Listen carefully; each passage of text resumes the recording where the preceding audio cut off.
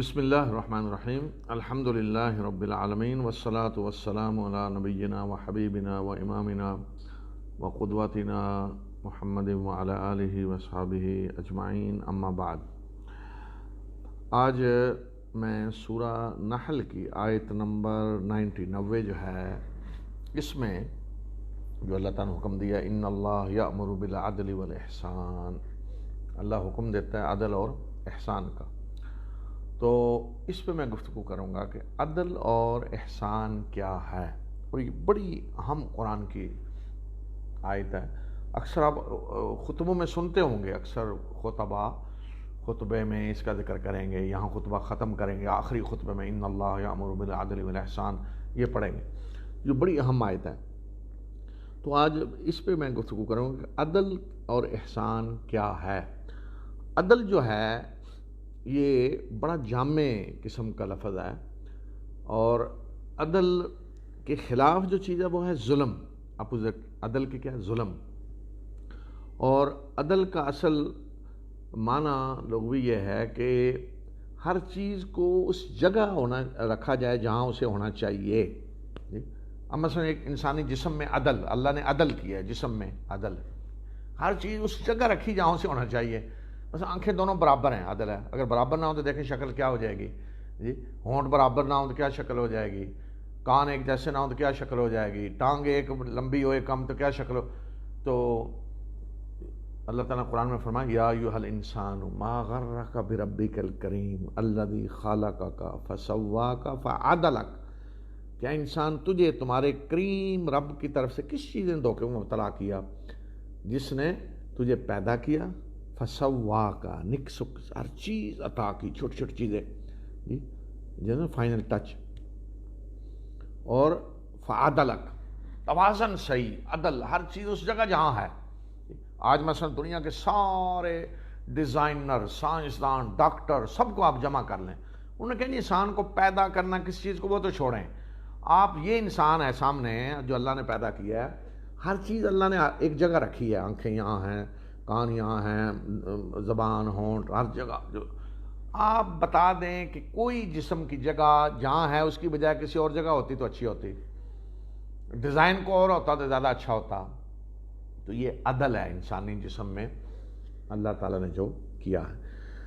تو انسان کی فطرت میں عدل ہے، انسان عدل کو پسند کرتا ہے، محبت کرتا ہے عدل سے، اور انسان فطرتاً یہ ظلم سے نفرت کرتا ہے۔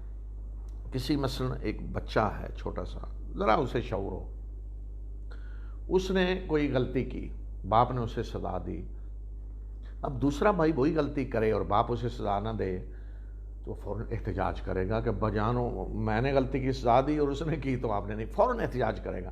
یا ایک بچے نے کوئی مثلا اچھا کام کیا تو اس کو آپ نے انعام دیا، اب دوسرا بھی وہی کرتا ہے، آپ انعام نہیں دیتے تو وہ کہے گا جی اس کو دیا مجھے، احتجاج کرے گا فوراً۔ بچے کو بھی پتہ ہے کہ یہ عدل کے خلاف ہے، یہ فطرت میں اللہ تعالیٰ نے انسان کے ڈال دیا ہے۔ ایک وہ شخص جو چور ہے، ڈاکو، مجرم، قاتل، جو اس طرح کے جرائم کر رہے ہیں نا، وہ بھی عدل کو پسند کرے گا اور ظلم کے خلاف ہے۔ بے شک وہ دوسروں کے ساتھ ظلم کر رہا ہے لیکن خود عدل کو پسند کرے گا جی۔ مثلا ایک شخص جو جعلی دوائیاں لوگوں کو کھلاتا ہے، ایک ڈاکٹر جعلی دوائیاں لکھ دیتا ہے، آپ کبھی سنیں تو ممکن ہے وہ ڈاکٹر صاحب کہہ رہے ہوں گے کہ آج کل جی لوگ بے ایمان ہو گئے ہیں، دودھ بھی نہیں خالص ملتا، تو بھئی آپ کیا کر رہے ہیں سارا دن؟ یا مثلا جو دودھ بیچ رہا ہے پانی ڈال کر، وہ کیا کہہ رہا ہوگا، وہ جی آج کل تو چائے کی پتی بھی خالص نہیں ملتی، یا دوائیاں بھی خالص، احتجاج کر رہا ہے نا وہ جی۔ وہ ایک عالم ایک دفعہ واقعہ انہوں نے سنایا کہ وہ کہتا میں ایک دفعہ کہیں کسی اس میں جیل میں چلے گئے، کوئی ایسی تقریر کی ہوگی اخبار، تو وہ کہتا میں وہاں قرآن لوگوں کو ترجمہ ورجمہ بتانے لگا، تو کچھ چور تھے، ڈاکو، جو بسیں لوٹتے تھے، وہ بیٹھے ہوئے، تو چند دن انہوں نے قرآن سنا، تو ایک دن مجھے آ کے کہتے ہیں مولانا صاحب اصل میں نہ دیکھے نا جی لوگ بڑے بے ایمان ہو گئے ہیں۔ اچھا لوگ بڑے بے ایمان ہو گئے اور یہ بڑے ٹھیک ہیں جی، انہوں نے اچھا لوگ واقعہ کیا ہے؟ وہ کہتے ہیں جی ہم نے ایک دفعہ بس لوٹی اور بس والوں کو کہا کہ آپ یہاں چادر بچھائی، کہا جی سارے اترتے جائیں، جیبیں خالی کر کے یہاں پھینک کے اترتے جائیں، سارا کچھ لے لیا۔ پھر ہمیں رحم آیا کہ اب آگے انہوں نے کہیں جانا ہوگا، بسوں سے اتر کے ہوتا ہے نا آگے تھوڑا بہت فاصلہ کہیں، تو ہم نے کہا چلو رحم کر دیں، تو ہم نے کہا واپس نا 5 روپے لے کے نا بس پہ چڑھتے جائیں سارے۔ تو کہا جی اتنے بے ایمان لوگ کہ جنہوں کو نہیں سٹیا سی نا وہ بھی 5 روپے لے کے چڑھ گئے، اتنے بے ایمان کہ جنہوں نے کچھ نہیں ڈالا تھا جاتے ہوئے وہ بھی 5 روپے لے کے چڑھ گئے۔ لوگ بے ایمان ہیں، جو انہوں نے لوٹا تو یہ ٹھیک ہے۔ تو اسی طرح آپ سنیں گے عموماً جو لوگ بے ایمان ہو گئے ہیں کہ دودھ خالص نہیں ملتا، یہ وہ آدمی کہہ رہا ہوگا جو جعلی دوائیاں بیچتا ہے، جو ملاوٹ کر کے بیچ رہا ہے سارا، وہ کہہ رہا ہوگا جی کہ یہ خالص نہیں، کیونکہ جب اس کے ساتھ ہو رہا ہے تو وہ احتجاج کرتا ہے۔ تو انسان کی فطرت ہے عدل، تو یہی استدلال عدل ہی کا اللہ تعالیٰ نے توحید کے لیے بھی کیا ہے کہ توحید بھی اسی پہ مبنی ہے، عدل اللہ کا حق ہے۔ عدل یہ ہے کہ اللہ کے سوا کسی کی عبادت نہ کی جائے، کیوں کہ پیدا اس نے کیا ہے، خالق وہ ہے، مالک وہ ہے، رزق وہ دے رہا ہے، نعمتیں ساری اسی کی دی ہوئی ہیں، ایک ہی چیز جو تمہارے پاس ہے اسی کی دی، کسی اور کا رتی برابر کوئی چیز نہیں ہے جو کسی نے دی ہو۔ تو عدل کا تقاضا کیا ہے؟ اسی کی عبادت کرو، اسی سے ڈرو، اسی سے مانگو، اسی کا شکر ادا کرو۔ اور ظلم کیا ہے کہ دیا سارا اس نے ہے اور تم شکریہ جا کر دوسروں کا ادا کرو، یہ ظلم ہے۔ تو اسلام میں توحید کی جو بنیاد ہے نا فطرتاً وہ عدل پہ ہے، عقیدہ توحید عدل، یہ عدل ہے، اور شرک ظلم ہے۔ اسی طرح سارے دین کی بنیاد عدل پہ ہے، اس کے خلاف ظلم ہے، اور اسی طرح اخلاق کی بنیاد عدل پہ ہے، اور انسانی اعمال جو ہیں ان کی بنیاد بھی عدل پہ ہے۔ اور عدل صرف دین میں نہیں، دنیا میں بھی اللہ تعالیٰ نے عدل رکھا ہے، آگے میں اس پہ بات کروں گا۔ تو مثلا ابھی جو مثال پیچھے ابھی جو آیات گزری اللہ تعالیٰ نے مثال ایک دی کہ قریش عرب جو اللہ کی طرف بیٹیوں کی نسبت کرتے، فرشتوں کو کہتے اللہ کی بیٹیاں ہیں، تو عدل کرنے کے لیے کہا نا کہ فرمایا کہ ان میں سے جب کسی کو بتایا جاتا ہے کہ تمہارے بیٹی ہوئی ہے تو شرم کے مارے چھپتا پھرتا ہے، چہرہ سیاہ ہو جاتا ہے اور سوچتا ہے کہ اس کو زندہ دفن کر دوں یا رکھوں۔ یہ حال ہے بیٹی کا سن کر، اور اللہ کی طرف پھر کس طرح اس بیٹی کی نسبت کرتے ہو؟ تو یہی بتایا نا، یہ عدل کے خلاف ہے، ذرا سوچو تو صحیح۔ مثلا آج میں اس دنیا کی آپ کو مثال دیتا ہوں کہ آج مثلا یورپ میں عیسائی ہیں سارے، تو عیسائیوں کا عقیدہ کیا ہے اس وقت کہ جی حضرت آدم گناہ لے کے دنیا میں آئے اور وہ گناہ پوری اولاد گناہوں کا بوجھ اٹھائے ہوئے تھی، تو اللہ تعالیٰ نے اپنے نعوذ باللہ اکلوتے بیٹے کو بھیجا اور وہ سولی پہ چڑھ کے گناہوں کا کفارہ ادا کر گئے۔ تو اب اللہ کے اس اکلوتے بیٹے یعنی نعوذ باللہ حضرت عیسیٰ سے آپ تعلق قائم کر لیں تو جو دنیا میں چاہیں کرتے پھریں نا وہ سب ختم، اللہ آپ سے نہیں پوچھے گا، کیوں جی اللہ کے اکلوتے بیٹے سے آپ کی دوستی ہے۔ یہ عقیدہ ہے اس وقت پوری عیسائی دنیا کا کہ اللہ کے اکلوتے بیٹے سے دوستی ہوگی تو جو کچھ بھی آپ نے کیا ہے وہ معاف ہو جائے گا۔ یہ عقیدہ ہے، سوچیں ذرا۔ اچھا، اب اس وقت یورپ پورا کیا کر رہا ہے؟ اچھا مثلا کسی بھی یورپی ملک، برطانیہ ہی لے لیں، برطانیہ کا وزیر اعظم ہے، ایک آدمی نے، میں چھوٹا سا ایک جرم لیتا ہوں، سگنل توڑا ہے کوئی اور اسے پولیس اس لیے چھوڑ دے کہ وہ برطانوی وزیر اعظم کے بیٹے کا دوست ہے، یا بیٹا سفارش کر دے، یا اس وجہ سے چھوڑ دیا جائے کہ برطانوی وزیر اعظم کے بیٹے کا دوست ہے، تو اس نے سگنل ریڈ کراس کیا اور چھوڑ دیا، پورے برطانیہ میں احتجاج شروع ہو، ممکن ہے وزیر اعظم کو استعفیٰ دینا پڑ جائے۔ کیوں؟ وہ ظلم، یہ کیسے ہو سکتا ہے کہ اس بنیاد پہ چھوڑ دیا گیا جی وزیر اعظم کے بیٹے کا دوست ہے؟ ظاہر نہیں چھوڑنا چاہیے نا، ظلم ہے نا، عدل کے خلاف ہے، بالکل صحیح ہے، عدل ہونا چاہیے، یہ ظلم ہے چھوڑ دیا جائے۔ تو جب اس بات کو تم ظلم سمجھ رہے ہو تو اللہ کا بیٹا بھی تم نے بنایا خود جعلی، اور پھر یہ کہہ رہے ہو کہ اللہ کے بیٹے سے جس کی دوستی ہوگی اللہ سب کچھ چھوڑ دے گا، اس کا جو چاہے کرتا پھرے، تو یہ ظلم نہیں ہے؟ جس چیز کو تم اپنے لیے معاشرے میں ظلم سمجھتے ہو اللہ کی طرف اس کی نسبت کرتے ہو، کیسے؟ کیا اللہ عدل کرنے والا نہیں ہے؟ اپنے حکمرانوں کو تم زیادہ اللہ سے عدل کرنے والا مان رہے ہو. اور یہاں مسلمانوں کا بھی یہی حال ہے آج جی، کہ آج مثلا اچھا کوئی ڈپٹی کمشنر کوئی آفیسر پورے ضلع کا کس کو سمجھیں گے کہ جس کے کوئی سفارش نہیں چلتی، کوئی رشوت نہیں، جو چاہے جائے اس کے پاس اپنی درخواست دے، اس کا وہ کام کرتا ہے بغیر سفارش، بغیر رشوت، بغیر واسطے کے کام کرتا ہے. وہ کہیں گے جی بہترین افسر یہ ہے، میرٹ بہترین یہ ہے. اچھا، اب اللہ کی طرح اللہ کو کہاں کھڑا کیا ہوا ہے؟ ہم نے مسلمانوں نے دیکھیں عقیدہ کیا ہے جی، کہ بس یہ اللہ کے ہاں تو سفارشی آ کے چھڑا لیں گے. اللہ کے کچھ چہتے پیارے ہوں گے، وہ روٹ جائیں گے، اور ان کو منانے کے لیے اللہ منانا چاہے گا تو وہ کہیں گے ہم نہیں مانیں گے جب تک یہ سارے مجرم جو ہیں نا ان کو نہ چھوڑا جائے. لیکن اگر یہاں آپ کہیں کہ ایک ڈپٹی کمشنر ہے، کمشنر جی یا وزیر اعظم مثلا، تو اس کے بیٹے سے کسی کے تعلقات ہیں، تو بیٹے اس وجہ سے جی وہ بیٹا روٹ گیا، اس نے کہا یہ جتنے ڈاکو پکڑے ہوئے ہیں نہیں چھوڑیں گے تو میں تو نہیں مانوں گا. تو اس نے بیٹے کو منانے کے لیے سب ڈاکوؤں کو چھوڑ دیا. تو کیا کہیں گے، یہ عدل کرنے والا ہے یا ظلم کرنے والا ہے؟ تو آپ سوچیں کہ اللہ کی طرف کس چیز کی نسبت کر رہے ہیں. تو فطرت انسان کی جو ہے وہ عدل چاہتی ہے، اور اس لیے شرک جو ہے وہ عدل کے خلاف ہے. تو عدل ہی میں توحید ہے. اللہ کے ہاں بھی عدل ہوگا. اللہ یہی کہتا ہے مسلمانوں کو کہ وہ اپنی ذاتی زندگی میں عدل قائم کریں. یعنی مثلا ایک آدمی خود اپنے لیے جو پسند کرتا ہے دوسرے کے لیے وہی پسند کرے. جو رعایت اپنے آپ کو کہیں دیتا ہے وہ دوسرے کو بھی رعایت دے.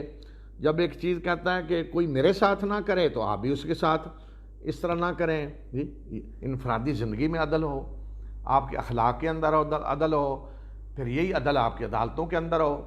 پھر یہ عدل دوسرا معنی عدل کا جیسے میں نے کہا یہ ہے کہ ہر جگہ وہ شخص ہو جسے وہاں ہونا چاہیے، میرٹ. تو یہ بھی وہی ہو. مثلا فرض کریں جیسے آپ کو 100 آدمی چاہیے کہیں رکھنا ہے، تو آپ امتحان لیتے ہیں، کمپٹیشن ہوتا ہے، 1000 آدمی حصہ لیتے ہیں، ان میں سے مثلا 100 جو اوپر آتے ہیں نمبر جن کے میرٹ میں ان کو آپ رکھ لیتے ہیں. تو باقی کیا احتجاج کریں گے؟ نہیں، وہ کہیں گے یہ عدل ہے، جو اوپر میرٹ پہ تھے ان کو رکھ لیا گیا. لیکن اگر کوئی امتحان نہیں ہوا، کچھ نہیں، 100 چاہیے اور وہ 100 وہ رکھ لیے گئے جن کے وزیروں سے بڑے بڑے لوگوں سے کچھ تعلقات تھے، اندر انہوں نے نام دیا، ان کو رکھ لیا گیا. کوئی امتحان نہیں ہوا، کچھ نہیں، یا امتحان تھا تو ڈنڈی مار لی گئی. تو باقی اداروں احتجاج کریں یا نہیں کہ ہم حقدار تھے، ہمارا حق مارا گیا، احتجاج کریں گے کیونکہ ظلم ہے نا، ظلم کے خلاف کوئی احتجاج کرے گا.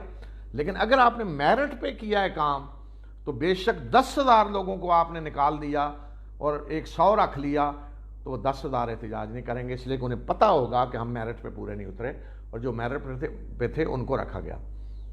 تو اس لیے جب میرٹ پہ سب کچھ ہوتا ہے، عدل کے مطابق ہوتا ہے، تو پھر معاشرے میں امن ہوتا ہے، معاشرے میں سکون ہوتا ہے، معاشرے میں حسد اور بغض اور نفرتیں نہیں بڑھتی کہ ہر ایک کو پتہ ہے کہ سب کچھ میرٹ پہ ہو رہا ہے، ہر ایک کو وہ حق مل رہا ہے جو اس کا ہے، ہر ایک کو سزا مل رہی ہے جو اسے ملنی چاہیے. مثلا فرض کریں کہ جس طرح ایک مظلوم کی دادرسی عدل ہے، تو اسی طرح جس شخص نے قتل کیا ہے اس کو قتل کرنا عدل ہے، کیونکہ اس نے جان لیا تو اس کی جان لینا عدل ہے. تو اس طرح پوری انفرادی زندگی کے اندر بھی عدل ہونا چاہیے، اور مسلمانوں کی اجتماعی زندگی میں عدل ہونا چاہیے، نظام حکومت میں عدل ہونا چاہیے. تو آج ہم سے عدالتیں جی وزارت العدل جی یا عدلیہ نہیں، آپ اپنے اندر عدلیہ ہو، آپ کے انفرادی زندگی کے اندر آپ جو گفتگو کر رہے ہیں، جو آپ کے اعمال ہیں، جو سوچ رہے ہیں، اس کے اندر عدل ہو، اخلاق کے اندر عدل ہو، پورے معاشرے کے اندر عدل ہو، ہر وزارت کے اندر عدل ہو، ہر شعبے کے اندر عدل ہو.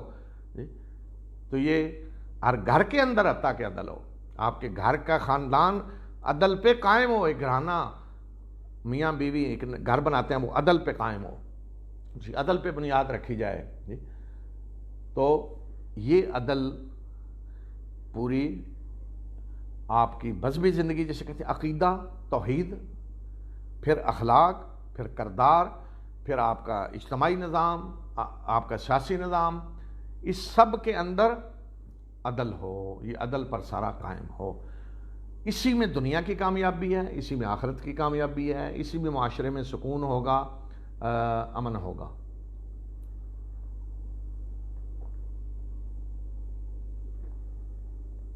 تو ایک تو ہے یہ عدل۔ اب دوسرا ہے احسان۔ احسان کا معنی وہ ہمارا اردو والا احسان نہیں، یہ احسان اب سمجھ آئے گی۔ حدیث جبریل، مشہور حدیث، رسول اللہ صلی اللہ علیہ وسلم کے پاس حضرت جبریل آئے انسانی شکل میں، جس میں انہوں نے آ کر سوال کیے، ایمان کے بارے میں پوچھا، آپ نے بتایا، اسلام کے بارے میں پوچھا، پھر احسان کے بارے میں پوچھا، احسان کیا ہے؟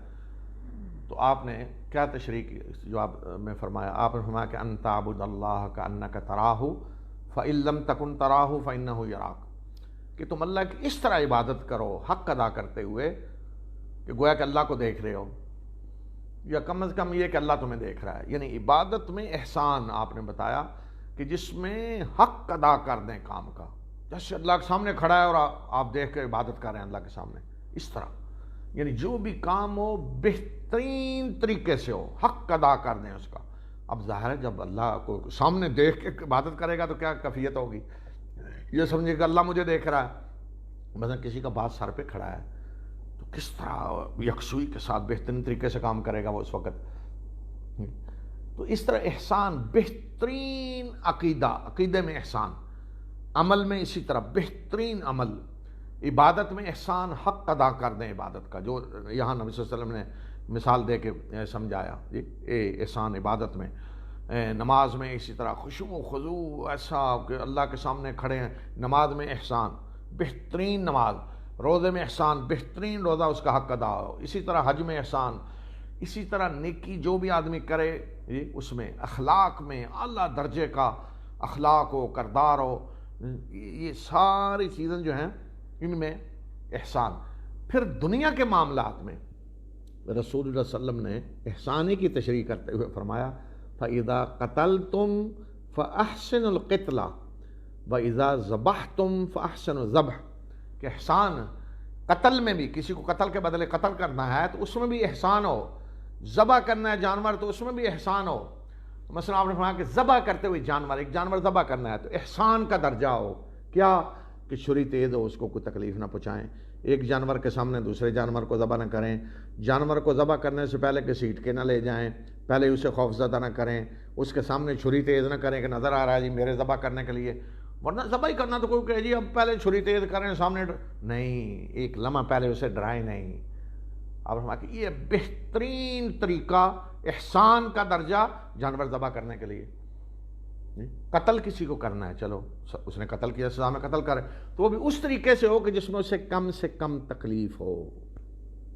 اچھا، پھر اسی طرح آپ کے سارے زندگی کے معاملات جو مینج آپ چیز کر رہے ہیں، وہ کوئی وزارت ہے، کوئی دفتر ہے، کوئی کمپنی ہے، کوئی جو بھی چیز ہے، اس میں اس طریقے سے کام کریں کہ جو بہترین طریقہ ہو کام کرنے کا، جو چیز بنائیں ایسی کہ اس سے بہتر کوئی چیز نہیں بن سکتی۔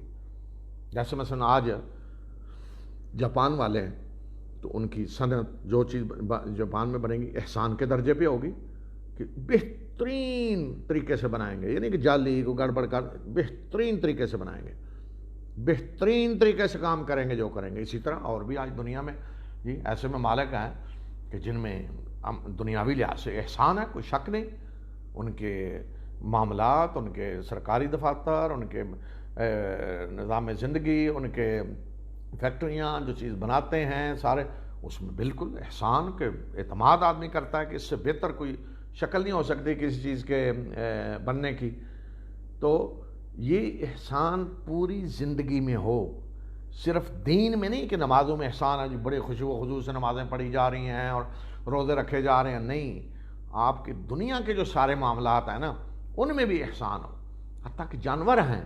جی دیکھیں نا رسول اللہ صلی اللہ علیہ وسلم کہ ایک دفعہ آپ ایک شخص کے باغ میں گئے تو وہاں اونٹ تھا، تو کھلاتا پلاتا کچھ نہیں تھا، جیسے غریب مرنے والا ہے، تو اونٹ ایسے ہوا جیسے آپ قریب ہوا آپ کے، تو آپ نے فرمایا کہ اونٹ مجھ سے شکایت کر رہا ہے کہ تم اسے کھلاتے پلاتے کچھ نہیں اور رکھا ہوا ہے۔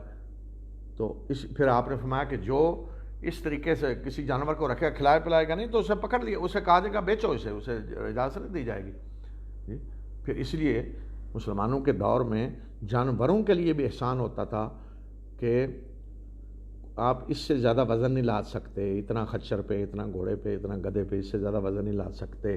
خصوصاً حضرت عمر بن عبدالعزیز کے دور میں تو ضابطہ بنا دیا گیا کہ جانوروں کے ساتھ بھی یہ ہوگا معاملہ، یہ نہیں کہ جانور ہے تو اسے وزن کتنا لادنا، ہر چیز میں احسان، بہترین طریقے سے آپ کا نظام، ہر چیز میں خوبصورتی ہو، جس چیز کو جس جگہ ہونا چاہیے وہیں پڑی ہو، جو درخت وہاں لگنا چاہیے وہیں لگا ہو، صفائی ہو، جو آپ آج بعض ملکوں میں دیکھتے ہیں ان کا نظام اور خوبصورتی جی۔ قل من حرم زینت اللہ التی اخرج لعبادہ والطیبات من الرزق، اللہ تعالیٰ نے فرمایا نا کہ کس نے اللہ کی وہ زیب و زینت، خوبصورتی جو اس نے اپنے بندوں کے لیے نکالی ہے اور پاکیزہ رزق کو حرام کر دیا ہے۔ قل ہی للذین آمنوا فی الحیات الدنیا خالصۃ یوم القیامہ، کہ یہ مومنوں کا حق ہے سارا، دنیا کی زندگی میں بھی اور قیامت کے دن تو خالص ہوں گی، تو یہ مومنوں کا حق ہے کہ دنیا میں ہر چیز کو آپ خوبصورت بنائیں، آپ کی سڑکیں، آپ کے پارک، آپ کے گھر، ارد گرد جو چیزیں صفائی ہو، خوبصورتی ہو، آپ کا اپنا لباس اچھا ہو جی، آپ ہر چیز کو اسی ترتیب سے رکھیں کہ خوبصورت نظر آئے۔ ایک دفعہ رسول اللہ صلی اللہ علیہ وسلم کے سامنے ایک شخص بال بکھرے ہوئے عجیب سی شکل بنائی ہوئی، تو آپ نے فرمایا کہ جاؤ صحیح طرح کنگا ونگا کر کے آؤ صحیح۔ جب وہ آیا تو آپ نے فرمایا کہ یہ اچھا ہے یا پہلی شیطان والی شکل جو تم نے بنائی ہوئی تھی جی۔ تو اس میں احسان اس طرح آپ کی زندگی کے ہر شعبے میں نظر آئے، خاص طور پہ آج نظام حکومت کے اندر احسان، ہر ادارہ اتنا بہترین طریقے سے لوگوں کو سروس دے رہا ہو کہ حیران ہو جائیں، جتنی زیادہ سے زیادہ سہولت کسی کو دی جا سکتی ہے، ان کے حقوق اس طرح ادا ہوں، ان کے کام اس طرح ہوں، کسی کو کوئی تکلیف نہ ہو، ہر ایک کا کام جتنی تیزی سے ہو سکتا ہو، جیسے آج مثلا آن لائن ساری چیزیں ہو سکتی ہیں تو وہ ہوں، نئی ٹیکنالوجی کو استعمال کر کے لوگوں کا وقت کم سے کم خرچ ہو، انہیں تکلیف کم سے کم ہو۔ تو یہ احسان پوری ہر شعبے کے اندر، ہر ادارے کے اندر جی، ہر جگہ ہونا چاہیے کہ زیادہ سے زیادہ ہر وقت سوچیں کہ لوگوں کو سہولتیں کیسے زیادہ پہنچا سکتے ہیں، ان کی تکلیفیں کیسے دور کر سکتے ہیں۔ اس طرح میڈیکل سائنس کے اندر، اسپتالوں کے اندر، ہر جگہ اس چیز کو پیش نظر رکھا جائے۔ تو یہ ہے احسان جو پوری ہماری دینی زندگی، دین اور دنیا سب پہ چھائے ہوا ہے، اور ہر جگہ یہ احسان ہمیں نظر آنا چاہیے۔ اور اسی طرح عدل، جو صرف وزارت عدل کے اندر وہ جج صاحب نے بیٹھ کے عدل نہیں کرنا، آپ نے خود بھی عدل کرنا ہے، اپنے انفرادی زندگی کے اندر بھی، اپنے گھر کے اندر بھی، اپنے دوستوں کے ساتھ بھی، اپنے قرابت داروں رشتہ داروں کے ساتھ بھی جی، کہ ہر جگہ آپ عدل کریں۔ اور سب سے بڑا عدل وہ ظاہر ہے کہ حکومت ہے کہ جس نے کرنا ہے لوگوں کے ساتھ۔ تو یہ ہے عدل اور احسان کہ جس کی اللہ تعالیٰ نے نہ صرف تاکید کی بلکہ فرمایا کہ اللہ تمہیں حکم دیتا ہے۔ اسی پہ رسول اللہ صلی اللہ علیہ وسلم نے نظام حکومت کو قائم کیا، اور اسی عدل اور احسان پہ خلافت راشدہ کا پورا نظام قائم ہوا۔ تو اللہ تعالیٰ آج ہمیں بھی اسی طرح اپنی انفرادی اجتماعی زندگیوں میں عدل اور احسان قائم کرنے کی توفیق عطا فرمائے۔ وآخر دعوانا الحمدللہ رب العالمین۔